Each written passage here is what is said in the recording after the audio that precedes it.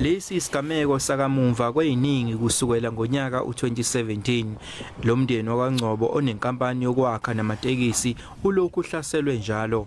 Kuthiwa sebeyisithupha asebephansi embangweni oshisa phansi okuthiwa uphakathi kwemhlambi yalanayo ewuzalo lakwaNgcobo.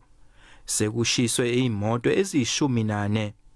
Osekholele ekuthena amalungu ozalo lwakaNgcobo ayekubhaceni banxusa ukuvikelwa. Livuliwe icala kodwa asazi ukuthi kwenzakalani. Asikazi size sisizakale sithi khona wakwafika nereport ukuthi nakho okwenzekile kusukela ngo2017. Umkhandlu wenkosi namaphoyisa bathi umndeni ulwa wodwa.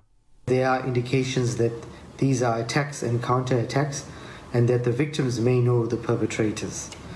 There is only one case where a witness did come forward and the witness was placed into the witness protection program.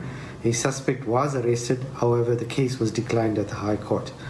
Umkhandlu wobukhosi bakaMpumuza uthi uke wazama ungenelela ngaphambilini kepha impi siqale phansi.